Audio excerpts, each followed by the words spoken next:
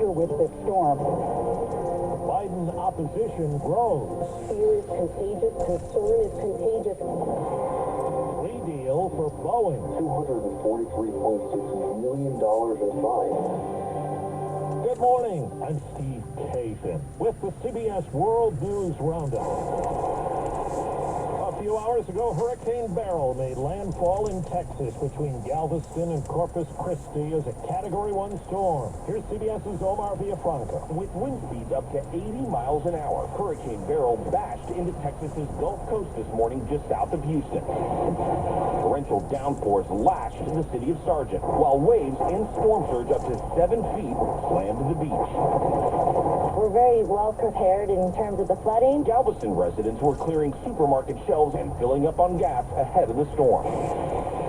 In Houston, parts of the city were flooded on Saturday before Beryl's arrival. As much as 6 more inches of rain could fall there in the next 24 hours. Houston's mayor urged residents to prepare. Our worst enemy is our complacency. We can't allow this storm to slip up on us. A disaster declaration has been issued for more than 100 Texas counties. About 145 million people are under heat alerts today. Temperatures have topped 120 degrees in parts of the west. And in California, CBS's Carter Evans reports there are dozens of active wildfires. Burning just outside Santa Barbara, the lake fire has more than quadrupled in size since Friday and has now charred more than 18,000 acres with little containment.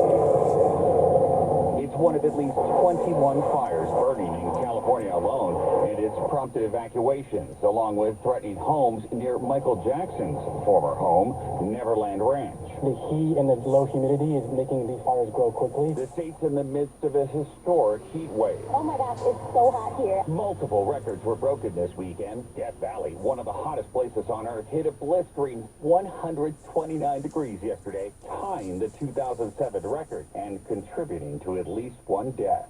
In Las Vegas, temperatures hit 120 yesterday, setting Sin City's all-time record. Yeah, we were going to walk up and down the strip, but it's just way too hot. In a letter this morning to congressional Democrats, President Biden says he's committed to staying in the presidential race as he tries to fend off calls from an increasing number of top Democrats to step aside as the party's presumptive nominee. CBS's Nancy Cordes says Biden was defiant on the weekend campaign trail. Facing headwinds within his own party, President Biden went looking for support in Pennsylvania Sunday and found it in the form of the governor, the Philadelphia mayor, and Pennsylvania's 2 senators. There is only one person in the country that's ever kicked Trump in an election, and that is your president.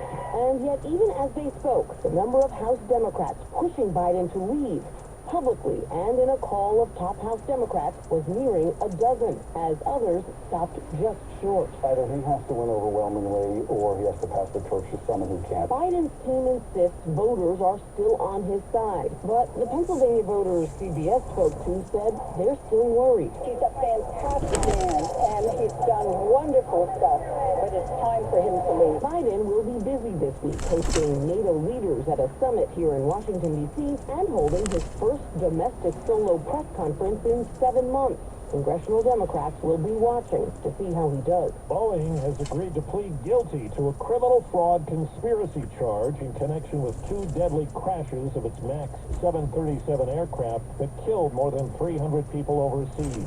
CBS's Robert Legary says the crashes were linked to a new flight control system. CBS News has learned that the deal came together after federal prosecutors concluded that they could not prove at trial beyond all reasonable doubt that Boeing was criminally responsible for the MAX crashes, and as a result, the Justice Department sought an outcome that would result in Boeing pleading guilty and ensuring they would pay a maximum fine and potential restitution to the families. 4 minutes after the hour. Well, that's today's news. I didn't hear any good news, did you?